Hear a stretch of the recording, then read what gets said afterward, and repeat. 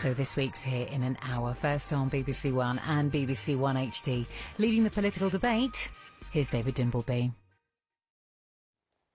Tonight we're in Edinburgh with the youngest audience we've ever had on Question Time, all 16 or 17-year-olds, the first people of this age to have the vote in the United Kingdom. Welcome to Question Time.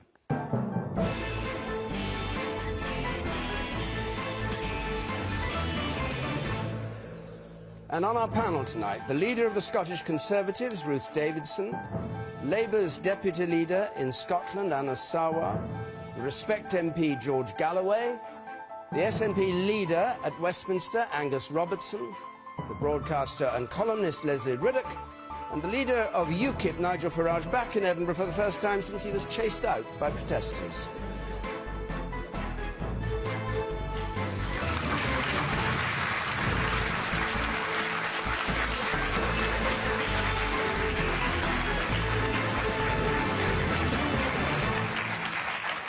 And the reason, of course, we have this young audience here is that the Scottish Parliament voted to allow 16 and 17-year-olds to vote in next year's referendum on Scottish independence. But that is not the reason that we're having the debate. It's not about Scottish independence. We've got lots of other things to talk about.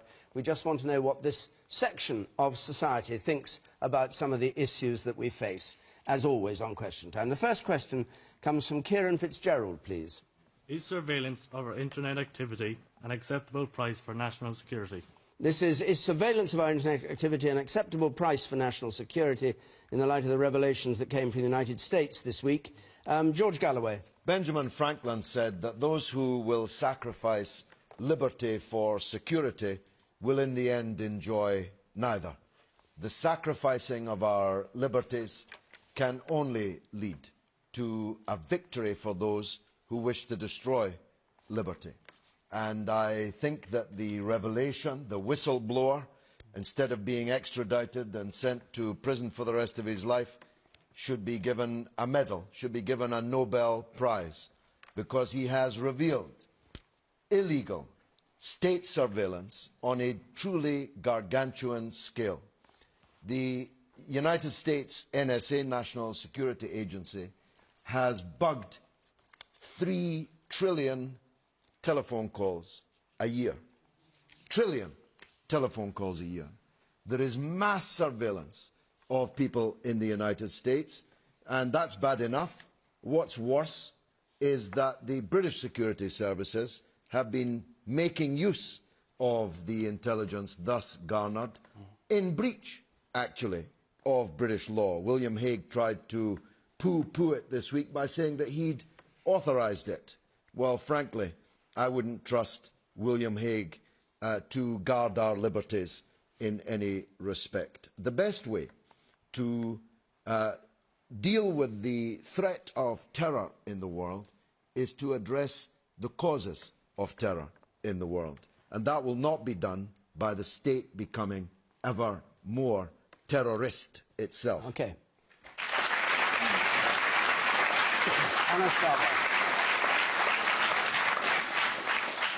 I think the first thing we should do is recognise the important role that our public servants in our surveillance and security industry make to all of us to keep us safe every single day. I think all of us should show our appreciation to them. It's right that we have a system in place that has democratic accountability and a tight legal framework. And it's important that the public has confidence in the work that our intelligence agency does. One, so they can make sure they have the support of the public, but secondly, to make sure that they are working within a legal framework. But George Galloway says they're breaking the legal framework already. Do you agree with that or not? I'm just coming to that point. It's right that law-abiding citizens know that their security and services and agencies are themselves law-abiding. And that's why I think William Hague has some very serious questions to answer. Did he sign off on the surveillance agencies from the US to tap into British people's phones and emails? And if he didn't, then it's very clear that if there's been any breach of UK laws, then those people and those agencies should feel the full force of UK justice. Okay, but you as a party actually want more surveillance, don't you? You're with the Home Secretary in wanting more surveillance. No, you've got to get the balance right. You want more? You've got to want more or less? You've got to get the balance right in terms of keeping ourselves secure, but also protecting people's genuine right to privacy. And that's why you have got to have a proper, accountable, democratically accountable process, but also a tight legal framework. You can have it's not acceptable for us to say to people, we expect you all to be law-abiding citizens, and then government ministers and agencies themselves aren't themselves law-abiding. That is not acceptable, and that undermines public trust in what we're trying to do, and that's trying to keep all of us safe and stop terrorist attacks happening on the streets of the UK. Let's hear from some members of our audience. You, over there. You, sir. As George Galloway said there, the whistleblower is getting punished for breaching privacy laws, but the government doesn't get punished at all for breaching our privacy. What's the fairness in that? Okay. Ruth Davidson. George Galloway was trying to trade off liberty against security, and actually a responsible government has to balance one with the other. It's not picking one over the other, it's trying to find the right balance. GCHQ, which is the agency in charge of this kind of monitoring in the UK, works within an incredibly tight legal framework. And when it goes and does surveillance operations, these have to be signed off by the Secretary of State. It's not, 6,000 desk jockey James Bonds looking through your Hotmail account to see who you fancy. That's not what they do. They're called an intelligence agency because they work on intelligence. If they were looking at everybody's data, they wouldn't find anything of any use because they'd be snowed under. Now, we have an incredibly important link with the United States. We've worked with the United States to foil terror plots before, and we will do again to keep people of this country safe. But the framework that exists does not allow for UK intelligence agents to get round UK law by using somebody else's, some other country's data sharing. That's not what it exists to do. But is it happening? That's the point, isn't it? Is it arriving at GCHQ, this information from the States? And you say, well, you'd be snowed under, but I mean, as George Galloway said, there are trillions of calls that have been tapped into or checked. So it does in America. We have an absolute guarantee that any data obtained in the UK from the US involving UK nationals is subject to exactly the same right and proper UK statutory controls as elsewhere. What's that guarantee? William Hague's word for it? Because it cannot be. William Hague would have no time to do anything else if he was signing warrants every day for the British share of 3 trillion telephone calls a year. It stands to reason that the James Bonds that you talk about, though frankly to me they look more like Austin Powers, the James Bonds at GCHQ must be freelancing on this. Otherwise we'd never see William Hague's face, because he'd be in his office signing warrants all day. Lesley Riddoch. Well, just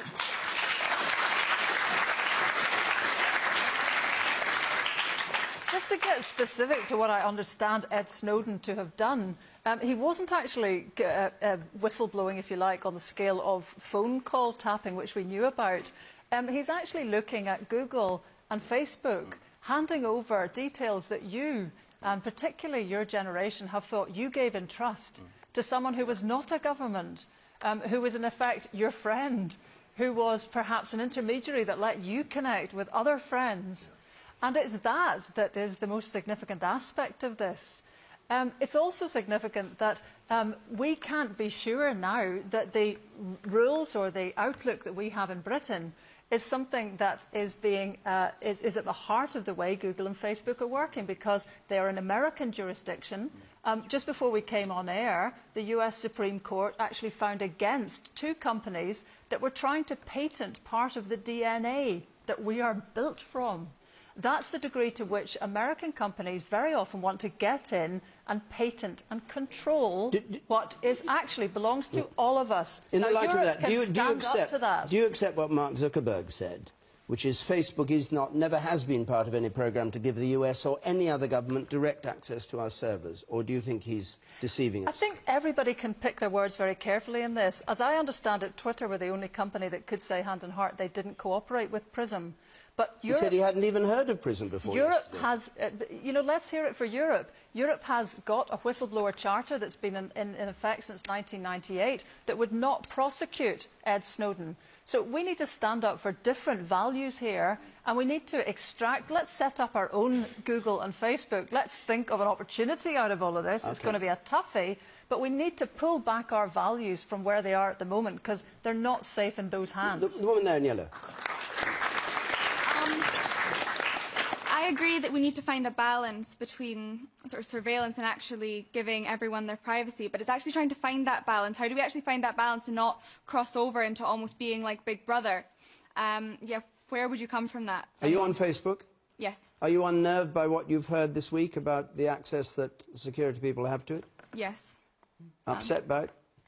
Yes, I feel that I've made my account private and that I should actually be allowed to keep that information private. And you here in the front, do you agree with her? Yeah, I do agree with what the speaker was saying, that obviously I believe national security is very important, but I think in this case it's been a case of behind our backs, little brother Great Britain bowing down to big brother United States. And I think it's time we stand up for our own rights and put our foot down and say, no, these are our laws, this is what our democracy has decided, and we shouldn't just be bowing down to the United States being all-powerful. Angus.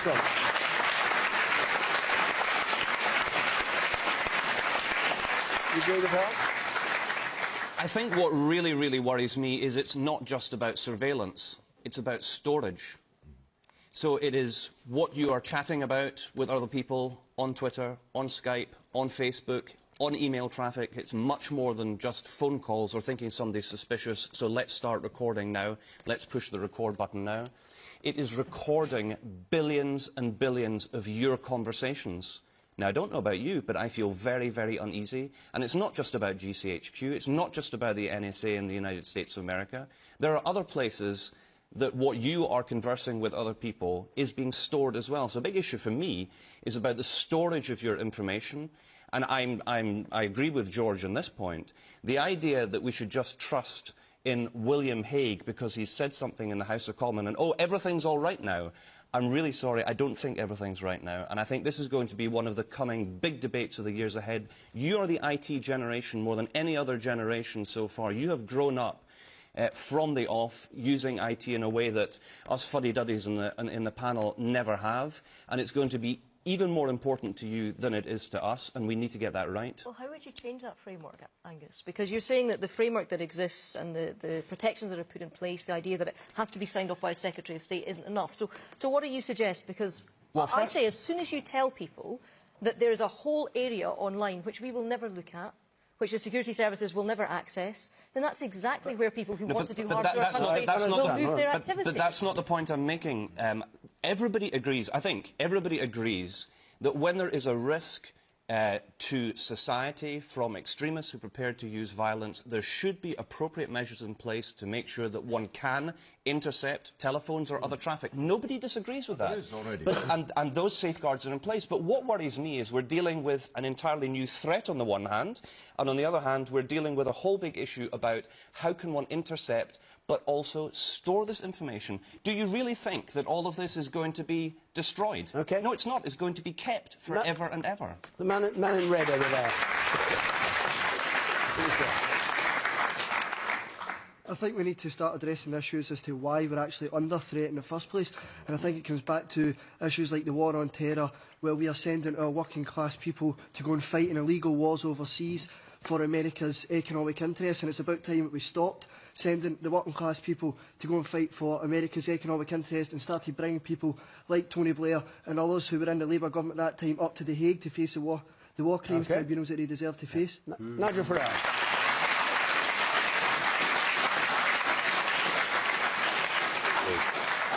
I think we have a slightly schizophrenic debate on this, because we're all horrified this week by what we've heard, and yet just 2 or 3 weeks ago, in the wake of the Woolwich murders, a lot of people were screaming and shouting, saying, look, the security services knew who these guys were, why wasn't more done? So it is about, and several of the panel have said this, it is about balance. However, is what is happening or potentially happening here an acceptable price, was the question.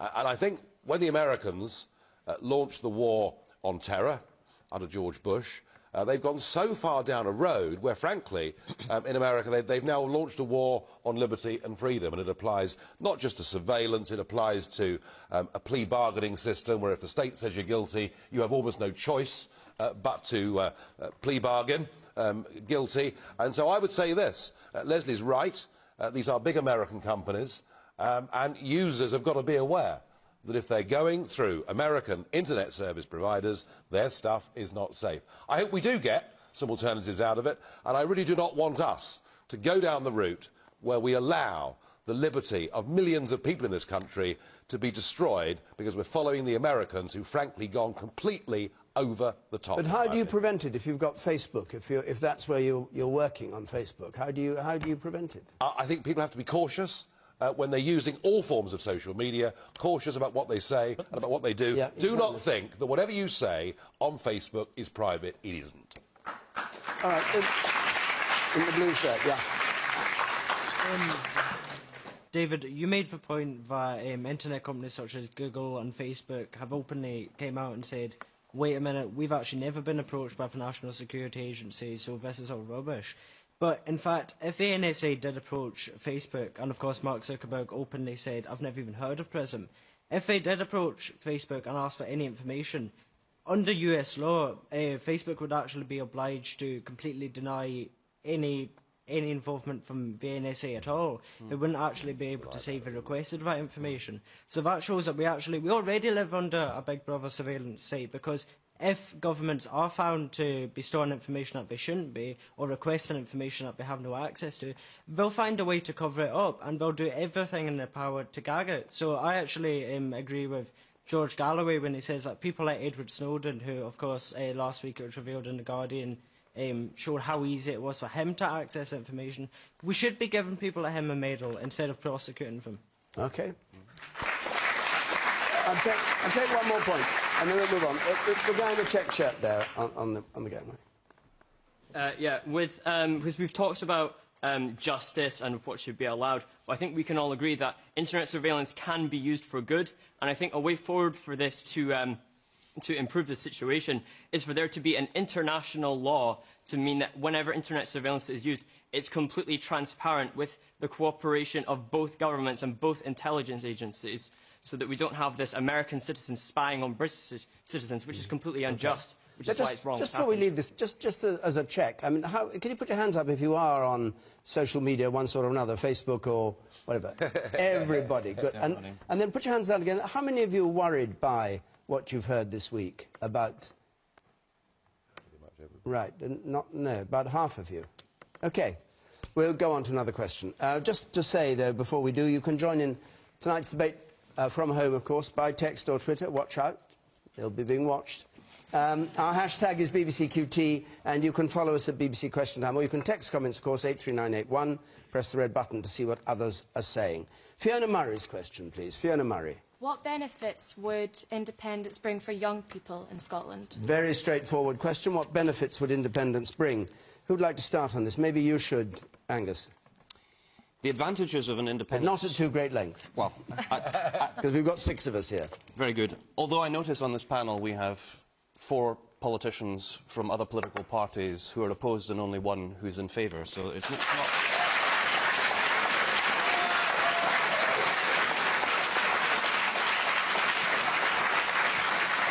So you want 5 times as long, do you? No, I think parity would be good.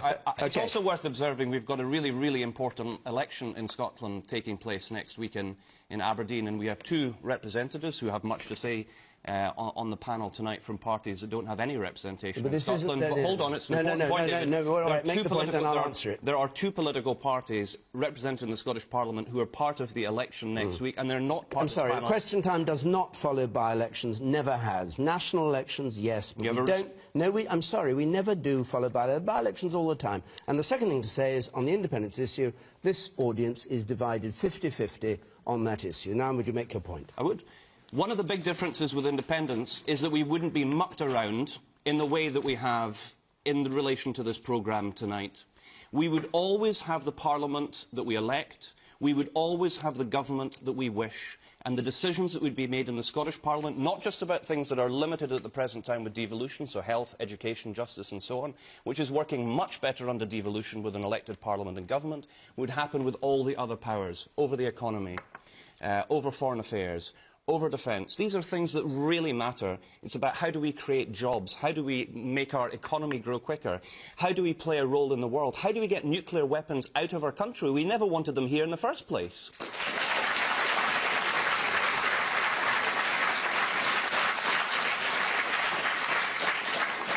So the difference is there for everybody, but especially for the young. And that's why I'm so proud that it's the SNP who proposed that 16 and 17-year-olds should have a vote in this important referendum. I made my first speech in the House of Commons about lowering the voting age to 16 and 17-year-olds. I think it's really important for our democracy that we get the young, the next generation, to be part of our democratic process. I'm proud the SNP's delivered it, and I'm sure when all the arguments have been had and people have made up their mind, you're going to be an important part of that yes vote that will make Scotland an independent, successful country. The woman on the right there, you. You say that we're getting mucked about right now, but do you not think the SNP are mucking us about right now? Because we're not even getting answers on will we have free tuition, will the UK Research Fund, how are you going to subsidise that? How are we going to know that our education is going to be as good as it is right now? Because the SNP is in government right now. OK, I'll come back to you, Angus. Anna Sarwar. The remarkable thing about Angus's intervention there is he's so worked up about representation on a political panel here today, when you actually have the SNP now saying we want to keep the pound but actually lose our influence over it. We want the Bank of England still setting our interest rates and our mortgage rates. We want the UK sharing of the welfare state. So what he wants is political representation on a panel, but actually less representation for Scots in important UK institutions that have a say on everyday life here in Scotland.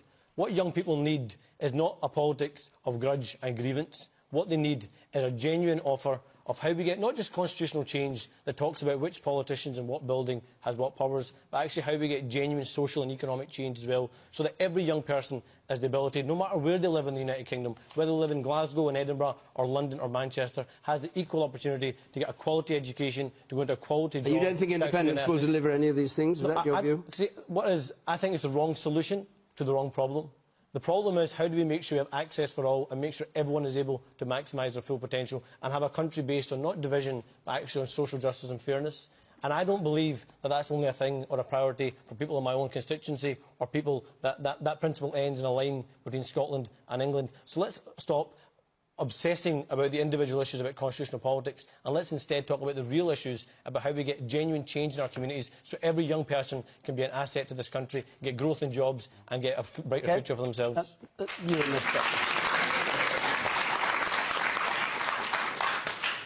George said that it was his idea to introduce that 16 and 17-year-olds got the right to vote. But a year ago, when I first turned 17, I wouldn't have known what to vote for, so I don't particularly think that giving it to younger people is the right option. Angus said that, yes. And the person over there in spectacles, on the left, you, sir. Yes.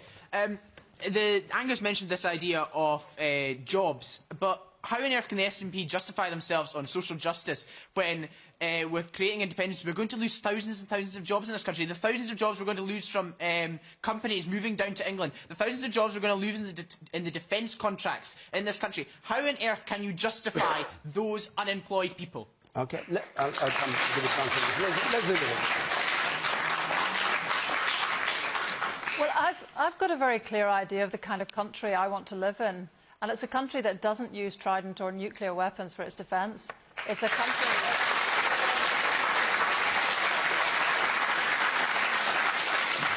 country that puts equality as the most important social goal on all policies, which understands that inequality basically erodes trust between us, between government and citizens. It's a country that puts education top and recognises early years education would transform life. And it's a country that embraces renewables, particularly Scotland, because we are the Saudi Arabia of renewables, and starts our engineering prospects back again by basing it on that. Now, I have to ask myself, how is that going to happen in my lifetime? Mine will be shorter than yours. I'd like to see change in my lifetime, and I've actually voted every party, I have to say, except, sorry, Ruth, the Tories. There's still time. No, there's not. And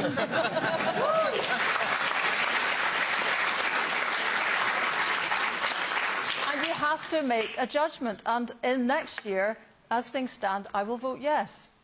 Now, the reason I will vote yes is not the great Tara proselytising yes that Angus has to do as a member of the Scottish National Party. And I just want to say this.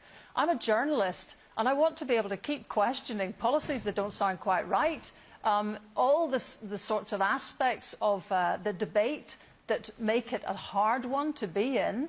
And there's an important point in this. I come from Northern Ireland originally, and there are camps there. There is yes and no. There are people who don't talk to each other even now, after 50 years of trouble. We don't want to get to a stage where we can't talk easily to one another about our future together. So that's a consideration. But having said all of those qualifications, on balance, I'll vote yes.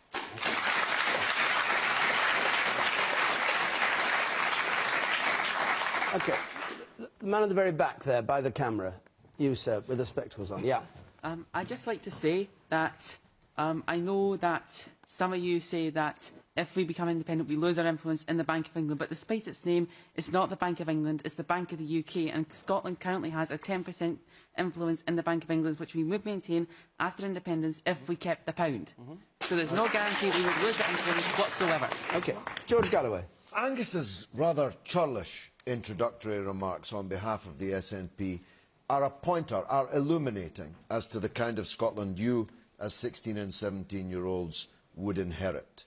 His belief that someone like me has no right to be on a BBC Question Time programme because I don't currently have an address in Scotland is rather typical of the narrow-minded and narrow outlook that informs his kind of politics. Similarly, when Nigel Farage was run out of Edinburgh, as David put it, just a few... Well, I'm not sure whether you're applauding because you believe he should have been run out. I wasn't run out. I wasn't run out. I was locked in a pub, all right? I mean, that's what happened. A man to me. George Galloway. He wouldn't approve. Must have been hell, Nigel. Must have been hell. No, this is the point. When he was treated in the way that he was in Edinburgh, Alex Salmond had the opportunity to be statesmanlike, to deplore what had happened, to say that everyone was welcome in Scotland. Everyone with an elected position, everyone with a following in the country had a right to speak and be heard. But he didn't. He backed the people that saw the leader of the UKIP, which I deplore as a party, as it happens, but he is an elected leader of a party with substantial support in these islands. Not in Scotland, Alex, George. That's not the point. It is the point. There you go. Lesley George, is do I lining have up to with shout louder to you to ask a question? Do you know what these parties, do you know the percentage vote they got at the last election here? That's not the point. It's not no, just it's people. never the point. It's not just people with a percentage of the vote that have got the right to speak. All of us have got the right to speak. Unless the kind of Scotland you have in mind, unless the kind of Scotland you have in mind is where Angus Robertson will decide who appears on the BBC Question Time rather than David Dimbleby. I don't want to be in that kind of Scotland. I don't want to be in the kind of country where politicians sit with a slide rule and say, you can be on, but you can't because you no longer live here. You can't because you only got X number of votes. What I'm saying to you is, what happened to Farage looked ugly in the rest of the country and the rest of the world. And the SNP, I fear, will take you down a road where grudge is everything. All right. Where grudge and trouble...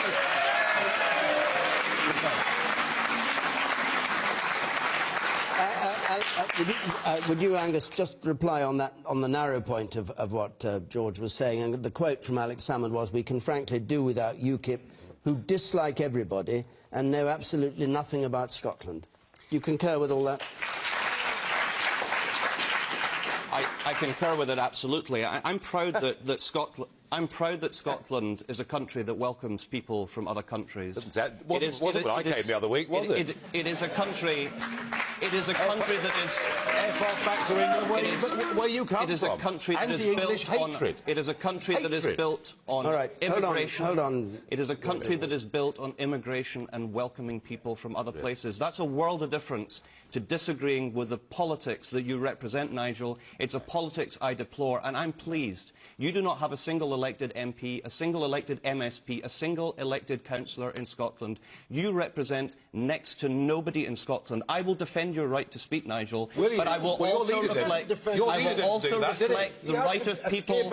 I will reflect. I will respect the right of people to protest and say we do not like your kind of politics in this country. All right.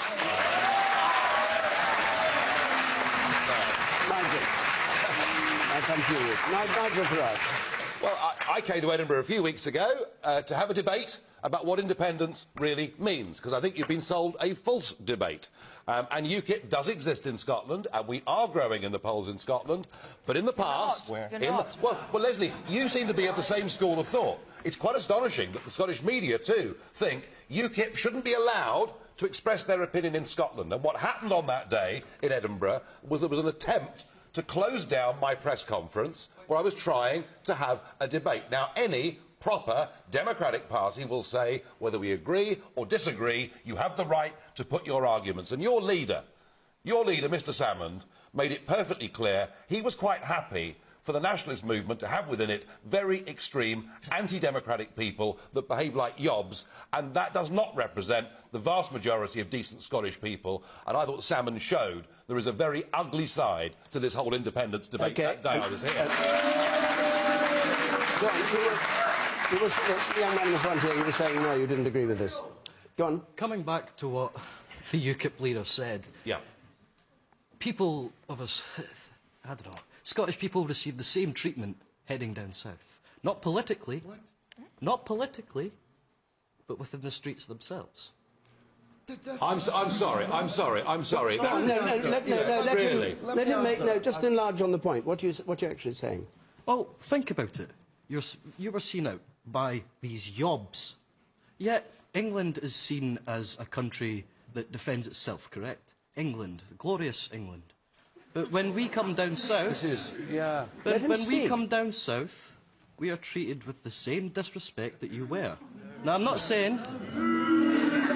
OK, no, hold on. You two have both had a go. Ruth Davidson. I mean, I think we've slightly got away from what this question was supposed to be about. Remind us what it was. What benefits would independence bring to young people? What can young people look for in this independence debate? And actually, all we've had is 3 alpha males on this panel shouting about petty niggles. And I believe everyone should have a voice. But I also believe that people who ask legitimate questions should have those legitimate questions answered. And they shouldn't be told when they are asking legitimate questions, Angus. This takes us away from Nigel and UKIP, but into all areas of policy, that just because you're asking a question, you are doing Scotland down. Because people deserve answers in the debate on independence. They deserve to make an informed choice. So I believe that young people growing up in Scotland have a great deal of opportunity because we're part of the United Kingdom, because we are part of the biggest trading bloc that we have. We trade more in Scotland with the rest of the UK than we do with the rest of the world combined. 1 in 5 jobs in private sector employment in Scotland is in a company that's headquartered in England, Wales or Northern Ireland. I think that we all benefit from having the sort of research network that the original questioner asked about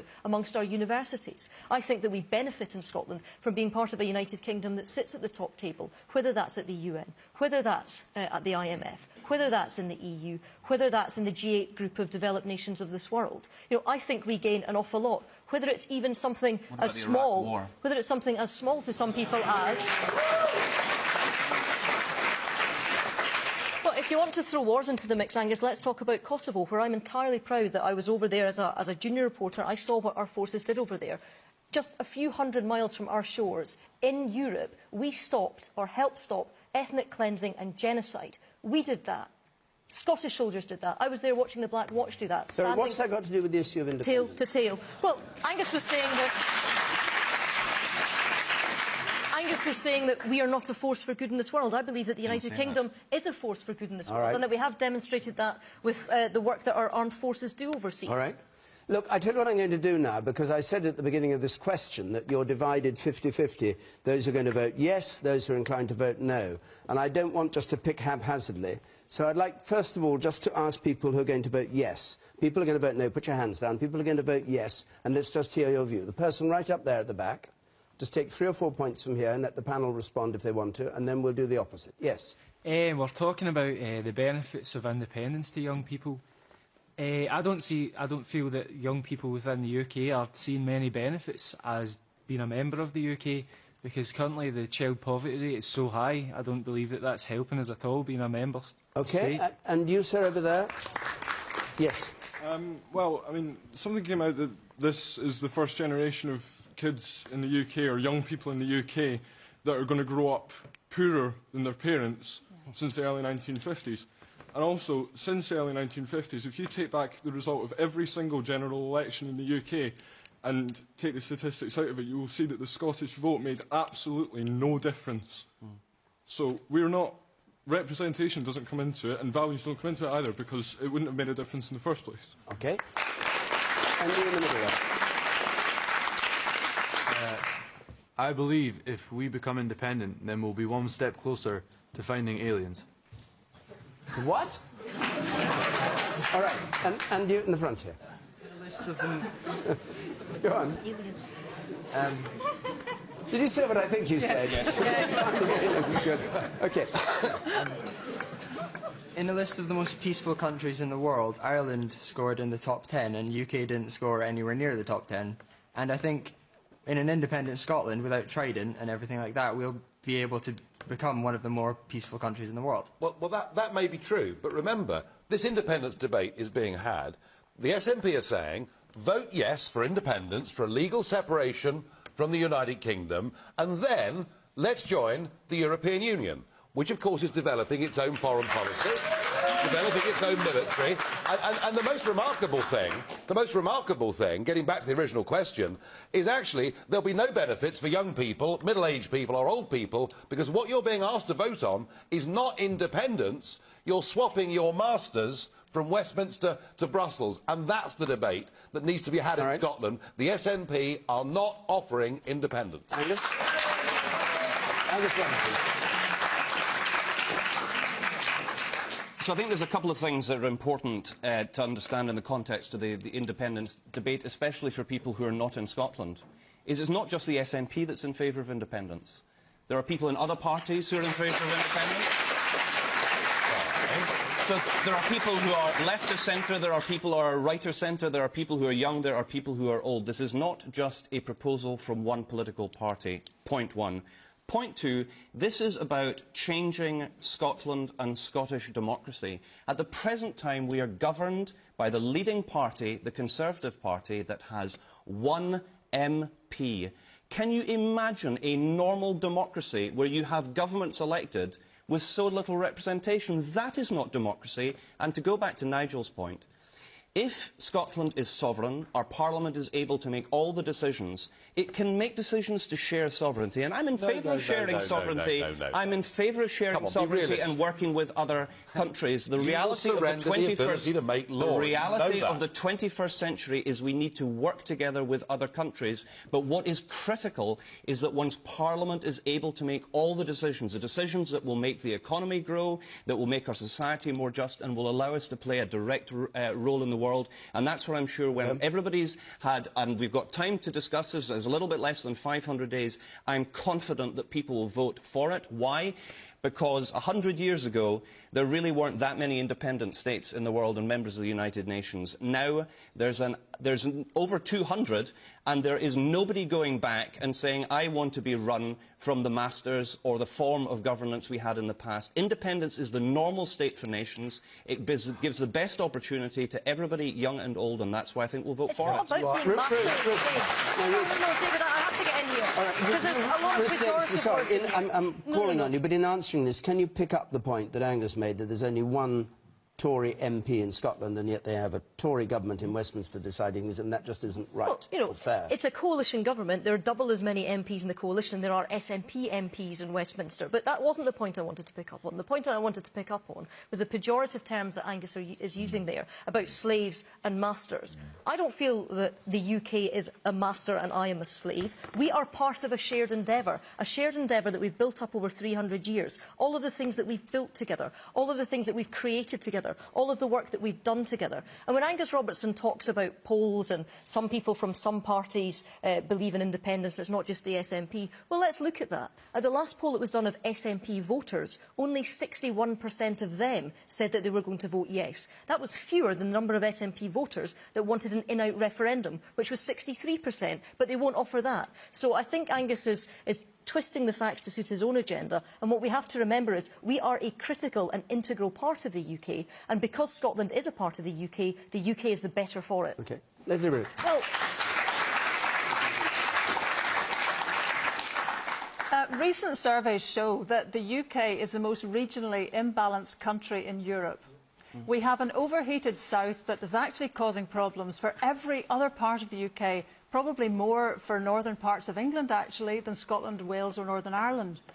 Is anybody else willing to tackle that? Are we able to have a conversation in the United Kingdom about a system here in which, unbelievably, according to analysts, 1 in 29 Londoners are dollar millionaires? Now, I promise you, I checked that about 3 times. It's almost impossible to believe. We have massive disparities of wealth in this country. They are not just unequal, and we are the 4th most unequal state in the world as things stand, the UK. Now, is that the best we can do? And is that really the future the UK offers? Is the Mother of Parliaments proud of having turnouts of 30%? You know, we're the laughingstock, practically, of Europe with these low turnouts, upon which massive decisions are made by a centralised state in London, which is passing laws and policies that suit that particular corner of the UK at the expense of everyone else. Now, if the rest of the UK was up for it, and in 2004, the north east of England, the Geordies, had the chance to vote, 77% of them said no. So I started life, good grief, as a Liberal. Now, I believed in a federal Britain. Is it ever going to happen? It evidently isn't. So you have to get to a stage where you think, what's likely to happen in my lifetime? And having a proper, reasoned conversation about changing the whole of Britain is not possible when we are the Scots, we are the tail wagging the dog. The dog is not interested in the vision we have for the future, and I think that's why many people will finally come to a decision that they have to do something a bit more radical to get that. Lesley, thank you. Now, we don't want to stay on this for the rest of the programme, but we'll now switch, please. And I'd just like comments on what Lesley and Angus have said from people who say they will vote no when the time comes next year. You over there with the pink shirt on and the blue jacket. Yeah, well, I think it'll just be lots of uncertainty, and I don't think that's what Scotland needs at the moment. I think it needs stability, and I think it needs construction. I mean, this is going to lead us down a path where we don't have anything to go. I mean, I think if we have a Labour government in 2015, then a lot could change, and a lot more could happen. OK. And you in the front here. I would say I'd vote no at the moment, but I'm actually quite on the fence. And I think at the moment the independence debate has ended up being quite ugly in that we've got people very much for it and spouting all the good things, and then people very much against it. And I don't think we're hearing much balance in terms of this is what would happen to the economy, these are the benefits for young people, and these are the drawbacks. And I think there needs to be a lot more clarity. Anna Sarwar? Absolutely. I absolutely agree with that last point. What we need is a politics and a debate based on fact and not on myth and assertion. And sadly, that's what we've got from the SNP so far. It's that case of saying, actually, all the things you like will stay the exact same, and all the things you don't like just won't happen anymore. It's saying to people that are in big business, actually, we'll cut corporation tax, and at the same time saying to trade unions and to the third sector, we'll have record levels of public services. I'm sorry, that's just not being straight with the people of Scotland. You can't have Scandinavian levels of public services and the tax system of Monaco. It's not credible, it's not good arithmetic, and it's certainly not a good illusion. The SNP are being seen right through that. But I want to make a wider point about the politics that you see on the panel today. You've got one political party that wants to divide by people's origin and within communities. You've got another political party that wants to divide our country by those that are in work and those that are out of work, by those that they say are skivers and those that they say are strivers. And you've got one political party that wants to divide based upon where you live in the United Kingdom. Actually, what we need is a politics and a government in this country that doesn't run by the principles of division and grievance, but actually rules by the principle of equality and social justice for everyone, no matter where they live in the United Kingdom. Okay. Hi. This is actually to the SNP, and it's in terms of education in an independent Scotland. Surely the SNP can be accused of using sort of tactics that now 16 and 17-year-olds are allowed to vote. It's the exact point the SNP have decided to introduce in the new hire. It's compulsory to answer a question on Scottish literature for higher English. Surely this is actually tactical by the SNP, and it's therefore just like providing nationalism to 16 and 17-year-olds to hope to trick us into voting, rather than presenting a case as to why independence is actually good. Well, it would be tremendously patronising for any politician or any political party to suggest that because you learn the literature or the history of your own country, you're going to vote in any way. You're going to make up your own mind, and that's quite right.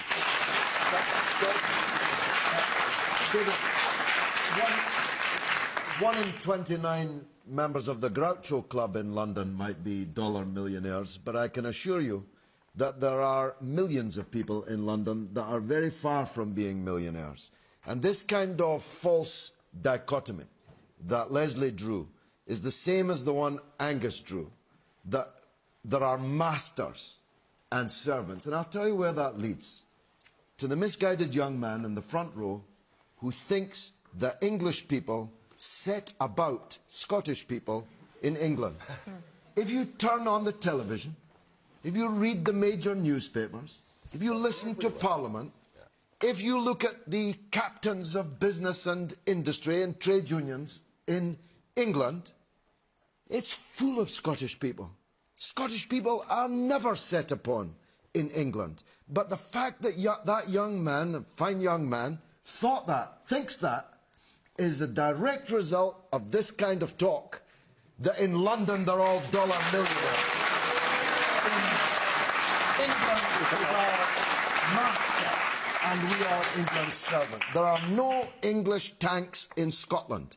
Scottish people could have voted to be a separate country at any time in the last 90 years of universal suffrage. They decided not to on every occasion.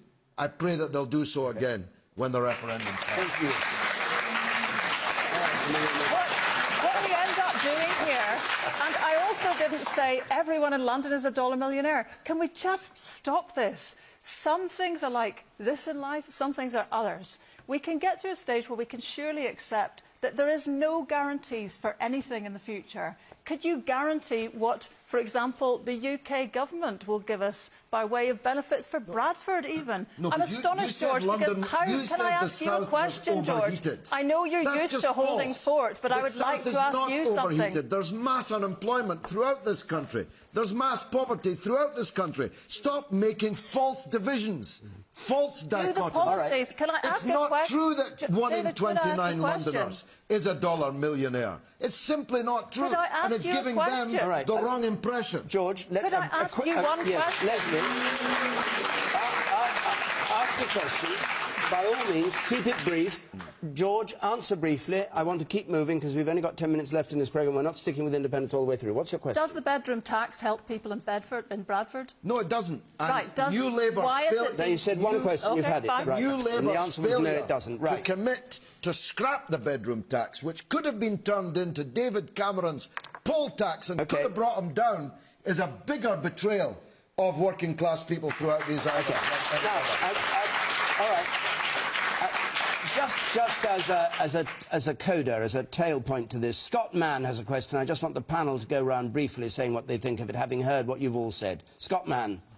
It's been referred to briefly, but I'd just like to point out that I feel 16, 17-year-olds aren't experienced enough to vote in the referendum. Do the panel agree? Do you agree? He thinks that 16, 17-year-olds don't have enough experience to vote in the referendum. Do you agree? I'll just go straight round the panel. Yes or no? No. I think they should vote. They can get married, they can go and join the army, they can smoke. They can vote. You were against this. It's not about age, it's about a cut-off. You don't change the voting age for just one poll, which is what is happening at the referendum. We've taken independent advice. The Electoral Commission looked at the majority age of voting quite recently. They said that 18 was about right. It's where a lot of countries have it around the world. We're happy with that. We don't see an overwhelming need for change. OK.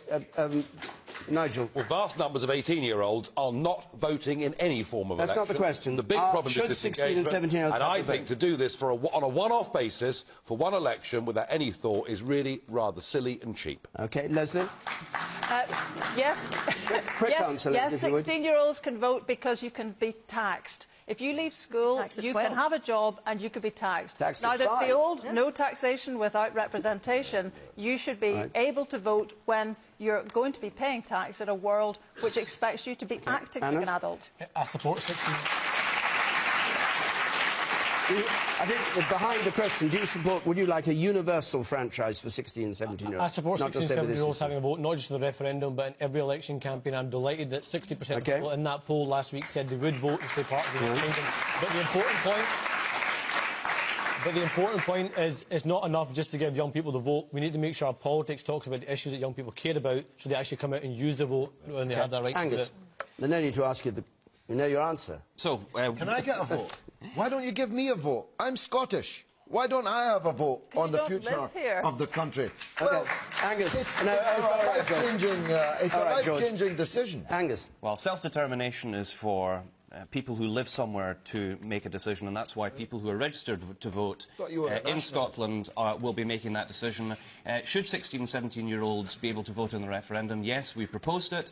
I think it should not just for the referendum. I think it should be for all elections. We need to connect and reconnect the young, especially with the democratic process. This is a good way of doing it. OK.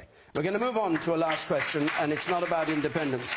Well, it's not about independence for Scotland. It's from Cameron Gilchrist. Yeah, I'd just like to ask, should the UK intervene in Syria? Should the UK intervene in Syria? Do you have a view on this? Yes, fire away. We'll come to the panel next. Go on. Right, I think, yes, obviously, definitely, it should be allowed, UK should be allowed to intervene in Syria. All the ridiculous things that are happening there. But, you know, the current issue is actually the UN. The UN has this thing called the UN Security Council, where there are 5 permanent seats and they're allowed to veto, which means that you can stop, it's China, Russia, France, USA and Britain. And then you have like other countries. So that's like say, and if you can veto, that means no matter what, if 9 out of 10 voted yes, then it just doesn't happen. But to go to the point, you'd like to see this United Kingdom intervening now in Syria. Anna Sarwar. What we have is, let's be clear about who the blame lies with. It lies with President Assad. You have almost 100,000 people killed since the uprising began. You've got 1.6 million refugees, half of whom are children, and you've got 4.6 million people in need of urgent humanitarian assistance. This is a time for an urgent international response, not to get weapons to people so they can kill each other more, but actually to get a peaceful resolution that gets people round the table and has a political and diplomatic solution. On the point about arming the rebels, let's be clear, let's learn the lessons from history. Arming the rebels may have the negative effect of actually escalating the violence, prolonging a civil war, and actually having a Cold War by proxy between the UK and others and with Russia. I don't think that's positive. I don't think that's a good thing. Let's learn the lessons from Iraq. Let's learn the lessons from Afghanistan, and actually let's have a solution that brings about meaningful dialogue and actually, crucially, supports peace and not violence, because violence solves nothing. Nigel Farage. Well, going to war and intervening in war is the biggest decision a government can make. And yet, from the time of Blair onwards, we seem to, with glee, go to war or intervene in wars without ever thinking through who is it we're actually supporting? What is the long-term consequence of our action going to be? It is perfectly clear that within the rebel groups in Syria, there is some very strong linkage with al-Qaeda. Do you know, we could load these guys up with guns and rockets that one day might actually be used against British soldiers. We don't know what we're doing. Our history of intervening in wars in the Middle East over the course of the last decade shows we have not made anything better without a clear objective, without understanding who the rebels are. We shouldn't even consider getting involved, in my opinion. Okay. Ruth Davidson. There are two immediate priorities. The first is to deal with the people who are being affected by this. That's the families of the 93,000 dead. That's the 1.5 million the UN say are already refugees, which will rise to 3.5 million by the end of the year. That's more than the entire population of Wales will be displaced. And the UK government's put over £170 million worth of aid to help these people who are being directly affected. And the second priority is to find some way of a negotiated settlement, a peace and a transition government. And the verb intervene, what does that mean to you? Well, we have to make sure that we can get Assad around the table at this Geneva conference that is being planned over the next few weeks. And He's we need to waiting get for the opposition to arrive. Well, you know, he's already at the table. George, you know, far be it from me to see you stand up and defend another dictator in that part of the world. But the idea that Assad is coming to that table willing to have a negotiated peace with people and to form a transition government and take himself out of the post of president is an absolute nonsense. This kind of speak your weight machine brief that you've been given from William Hague's Foreign Office just won't do. The Syrian regime has been at the negotiating table from the beginning, following the Kofi Annan plan, the UN special envoy, to have exactly the democratic transition that you're talking about. It's the fact that you're already intervening, giving guns and money to Al-Qaeda, who cut people's chests open and eat their hearts on video and post it on YouTube. If that murderer in Woolwich had gone to Damascus instead, William Hague would have given him money, because we are backing these kind of extremist Al-Qaeda maniacs in Syria. You're already intervening. The intervention we need is to force our clients in the Syrian opposition to go under US and Russian chairmanship to Geneva and make them sit around a table until they've got an agreement that will be a political transition to democracy in Syria. Angus Robertson. Angus Robertson. So, we're being exhorted quite rightly to learn the lessons from history, and it's not that long ago that we armed the Taliban because we thought it was a tremendously good thing that they should fight the Soviet Union. And then a number of decades later, those very same people are killing service people from the UK and elsewhere. And we haven't learned the lesson of history in Afghanistan, and I fear we are not going to learn the lesson of history in relation to Syria. Should we intervene, we certainly should not do that by arming one side. Do we actually understand that Russia is arming the Assad regime to the teeth? Do we think that selling arms to one side of the conflict, which will then be answered by the Russians providing more weapons on the other side, will bring peace? That is the road to disaster. And the young man quite rightly brought up the United Nations, but it's hardly even been reported so far. The United Nations is now finding it unable to provide peacekeepers for the border between Israel and Syria. So the danger is not just the nearly 100,000 people who've died in Syria, it's the potential for a conflict right across that region. And we should not be helping a disaster like that. Lesley Riddoch, and briefly, if you would, yes. Well, because I think in a sense there's a lot of agreement here. I mean, if you remember those pictures that came in, that have been coming in for years now, and the sense of impotence you have when you watch children, and children have been the biggest casualties. The report that came out today that said 93,000 people have been killed, disproportionately children have died in Syria. Now, watching that, as we have done, without feeling any way that we can manage to effect some fairness and some relief for those people, or encourage any kind of hope that there would be a resolution there, has been a horrible thing to sit through, to not be able to effect this. But now we're at a stage where some of the rebel groups are a dangerous set of groups to arm. So I think we have to get to a stage, and I see there's been a bit of backtracking now from the Conservatives, we have to get to a stage where we get some peace talks on the go. And that may sound like kind of pious hopes, but despite what we've seen, it's the best hope, and we have to go for it. We've got 25 people with their hands up, and I'm not going to be able to call on any of you. I'm very sorry. Thank you all very much for the part you've played so far, but our time's up. I can't do anything about that. I'd like to go on much longer. But I can't. So I have to announce next week, when Question Time is going to be in London, and we have the Mayor of London, Boris Johnson, on the panel, the comedian Russell Brand, You're welcome to come. The Daily Mail columnist Melanie Phillips. Tessa Giles for Labour and Ed Davey for the Liberal Democrats. The week after that we're going to be in Newcastle, and if you want to come either to London or Newcastle, the usual rules apply to our website. The address is on the screen there. Call 0330 123 99 88. If you're listening on 5 Live, you can call in and continue the debate now on Question Time Extra Time, so I hope you can do that. Meantime, from here, just to thank our panel and all of you who came to take part in this special edition, very special edition of Question Time. From Edinburgh until next Thursday. Good night.